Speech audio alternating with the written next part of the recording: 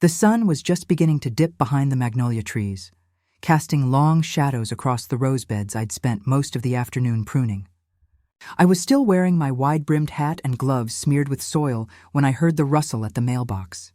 Usually, it was just catalogs or donation letters I never opened. But this envelope was thick, stiff, and too formal for junk. My name, Mrs. Mara Whitmore, was printed in that tight, lawyerly font I'd learned to recognize over the years. I took it inside, placed it on the kitchen counter next to the watering can, and peeled my gloves off slowly. Something in me knew before I opened it. Still, I unfolded the letter, carefully smoothing its creases, as if that would soften what it said. Please do not attend the upcoming Whitmore family reunion. It's best we part ways for now. Graham. No salutation, no mom, just the signature. My son's name carved into the white space like an ending. I stood still for a long time. The kitchen felt quiet in that unnatural way when even the refrigerator seems to hush itself. I read the sentence again and again. The words didn't change. A breeze came in through the screen door and lifted the corner of the letter. I pressed it back down with my palm and stared at the ink as if it might dissolve under the weight of my gaze. Then I reached for my phone. My thumb hovered over the keyboard for a few seconds longer than necessary. Understood, I typed. One word, no punctuation. I hit send. Outside, the garden hose lay half-coiled near the hydrangeas, forgotten. The water still ran in a quiet stream over the gravel, steady, careless. I sat at the kitchen table and stared at the letter once more, then folded it slowly and placed it back in the envelope. I had given him everything, and now I knew that meant nothing. By the next morning, I was already thinking about the trust. The day Graham turned 6, we buried his father. I remember the way he clutched my hand at the cemetery, trying so hard not to cry, even though I was weeping too hard to offer him much comfort. He wore a little suit that didn't quite fit his frame, and he kept glancing up at me like I was supposed to know what to do next. I didn't, but I told him we'd figure it out together. I sold the house a month later, the one Daniel and I had bought before Graham was born, with the white fence and the lemon tree out back. Too many memories clung to the walls. We moved into a modest apartment on the south side of Charleston. 2 bedrooms, thin walls, and not much light, but it was clean and it was ours. I took a job at the middle school in the mornings and worked the evening shift at the library on weekends. During summers, I tutored neighborhood kids and picked up shifts at the college bookstore. My PhD program fell away quietly, one deferred semester at a time, until the letter came saying I was no longer enrolled. I remember Graham finding it in the mail pile and asking if I was going back to school. Someday, I said and smiled. He was always bright, even when we had little. Built computers from garage sale parts, entered science fairs with borrowed supplies. When he got a partial scholarship to Vanderbilt, I cried harder than I had at Daniel's funeral. The rest we made work with grants, side gigs, and loans I should have never signed, but did anyway. I told myself he'd pay it back one day with success, if not with money. After college, Graham came home with startup dreams and a business plan that needed funding. I co-signed the first loan he couldn't qualify for, and when the bank hesitated, I used part of my pension savings to tip the scales. It's just until we get traction, he said. I'll make it all worth it one day, Mom. He called me when he landed his first round of seed funding. I'd just come in from the grocery store and the call caught me at the sink. We're official, he said, breathless. Techlines live. You're going to be proud of me. I told him I already was. Years passed and the calls became fewer. At some point, they stopped being about sharing things and started being about asking, can you co-sign this line of credit? Can I use your name for the lease on the office space? It always felt temporary, always spoken with a promise. Just for now, you're the only one I trust. When he got married, I flew out to San Francisco and sat near the back while Lydia's family took up the first 2 rows. No one asked me to stand for photos. I didn't ask either. Still, I never missed a birthday. Never missed a transfer when he needed help smoothing out a payroll month. And when I opened that letter yesterday, I thought maybe I'd imagined the distance all these years. But I hadn't. That morning, I brewed a fresh pot of coffee and took out the old file from the bottom drawer, the one with the trust paperwork. It was a Thursday morning when I saw the photo. My niece Ava had posted a boomerang on Instagram, her flipping through a set of thick embossed invitations tied with navy ribbon. She was holding one up like a trophy. The caption read, "Can't wait for the Whitmore family reunion, Napa. Here we come." I stared at the screen a full minute before I let myself breathe. I hadn't received anything. Not a phone call, not a text, not even a mass email. I scrolled through the comments. Lydia had left a row of heart emojis. Someone from her side of the family chimed in with, "Can't wait to see everyone. Governor might be coming too." Another said, "The Whites know how to throw a legacy event." Me legacy. I refreshed the mailbox that afternoon. Just junk, a charity catalog, a coupon for tire rotations. I checked the kitchen counter, the hall table, the space beneath the front door where envelopes sometimes slip through. Nothing. That night, I called Ava. I didn't ask directly, just made light conversation, asked about her new internship and let her talk. Eventually she said, "Isn't it exciting about the reunion? Lydia has been working with some PR folks to get it featured in Heritage Families magazine." Then casually, "Are you and Uncle Graham flying in together?" I said I didn't think I'd be going. Ava was silent for a moment and then said, "Oh, I'm sure it was just an oversight." It wasn't. 2 days later, Graham called while I was on the porch having tea with my neighbor Ruth. He was on speaker. I kept the phone beside me on the table. "I just don't think it's smart to have her there," he said, his voice clipped and cold. "She doesn't understand the kind of image we're trying to project now. Lydia's parents have been coordinating the guest list with the Bradfords and Optics Matter." Ruth looked at me sharply. But I just stared out at the garden, silent. "I'm not trying to be cruel," Graham added. "But sometimes you have to curate your legacy." I ended the call before he finished. Ruth didn't say a word. She just reached over and placed her hand on mine, firm and quiet. The next morning I called Elliot. Elliot still kept his office in the old converted carriage house on Broad Street, the same place Daniel and I first met him when we updated our wills after Graham was born. I hadn't been inside in over a decade, but the moment I stepped through the heavy oak door, the quiet stillness of the place folded around me like an old coat. He looked up from his desk and gave me that patient nod of his. "Mara," he said gently, "I was wondering if I'd be hearing from you." I didn't sit right away. I just placed the envelope with Graham's letter on the desk between us. Elliot read it. His expression was unreadable. Then he looked up at me. "You're sure?" I was sure. The moment I realized he meant every word, we spent the next hour going through the trust paperwork.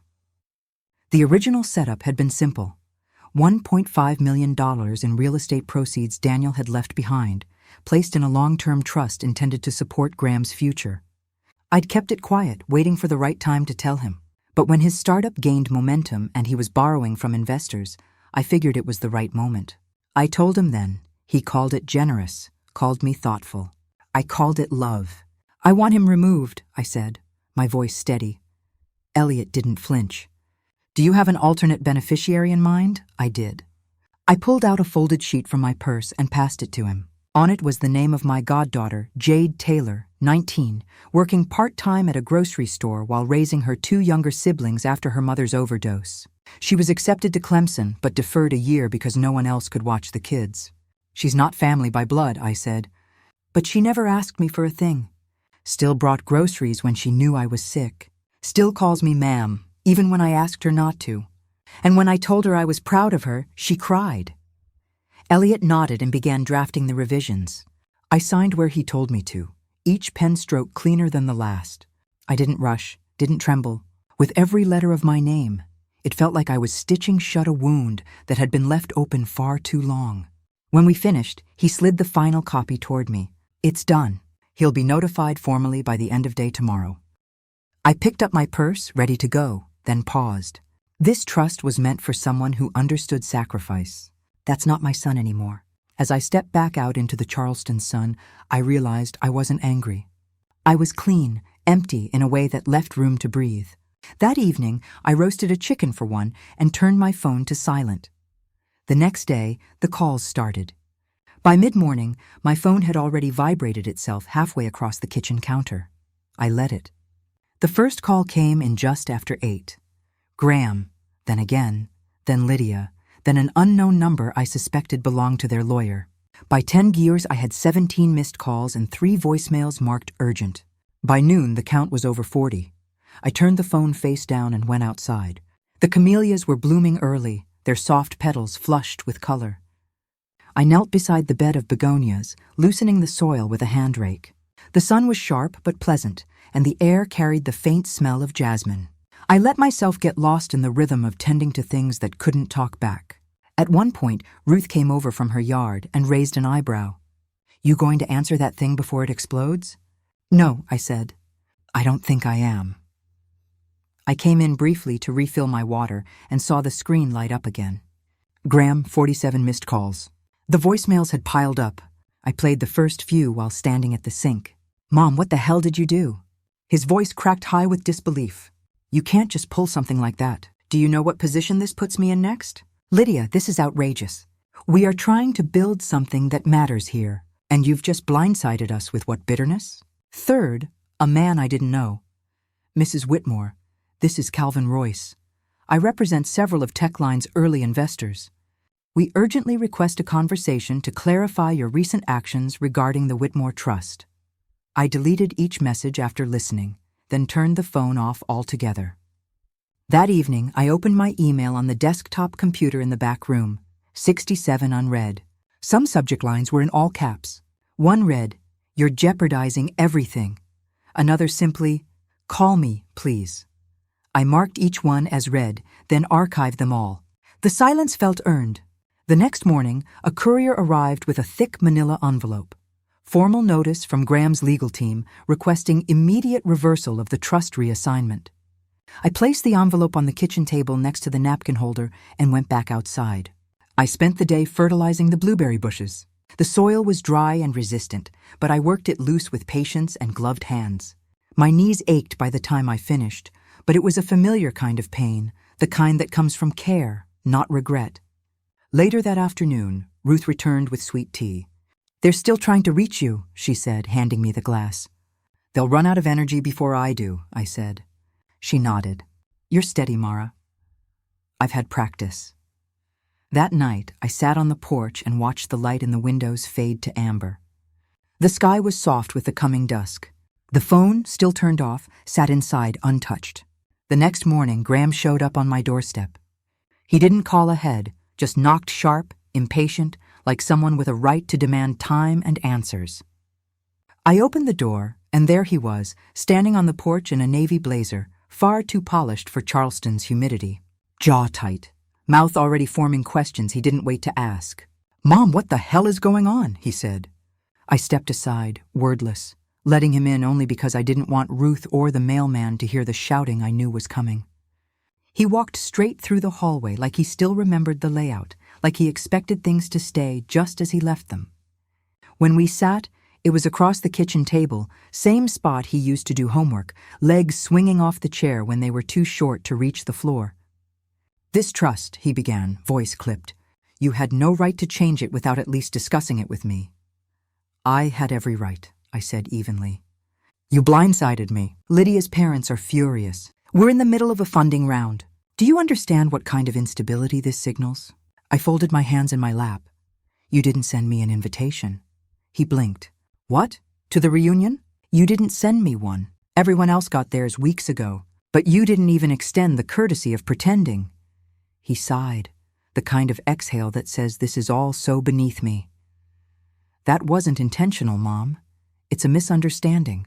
And now you're throwing everything away over that." "Was I invited?" His mouth opened, then closed. Silence. I nodded. "That's what I thought." He leaned forward, more aggressive now. "We can still fix this. Optics can be managed. We just need to issue a correction.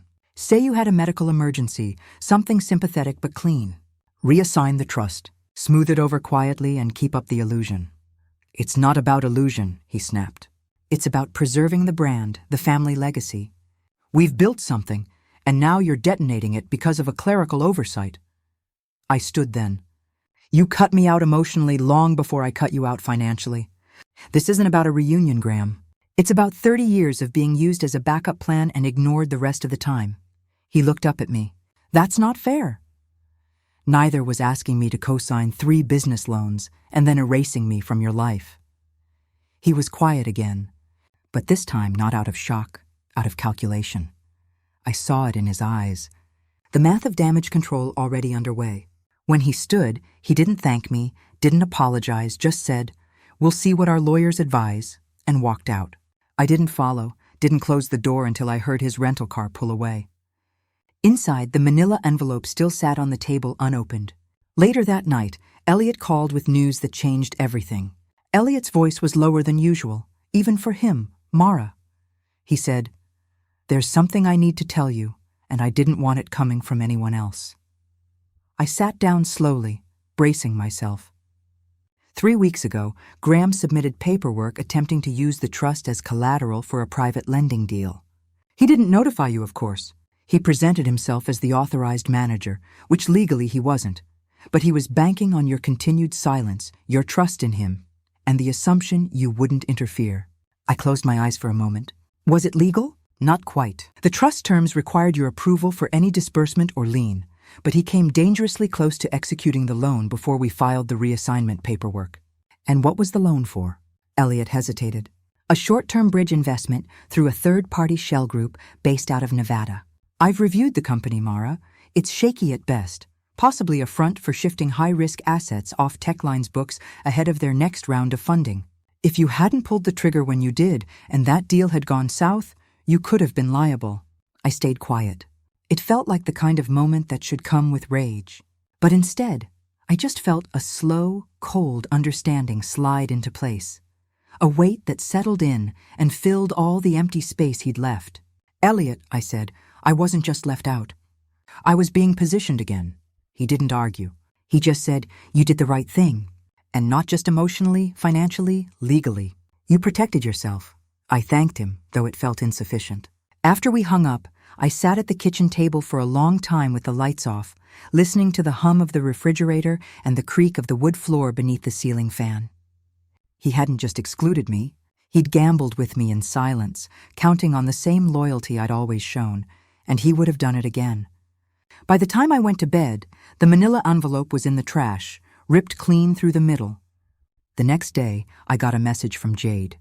Jade met me on a Monday afternoon, wearing the same faded green hoodie I'd seen her wear all winter. She looked nervous, eyes darting from the bank's high ceilings to the polished tile floors, like she didn't quite believe she belonged there. I told her she did. We sat with the banker, and I explained the account.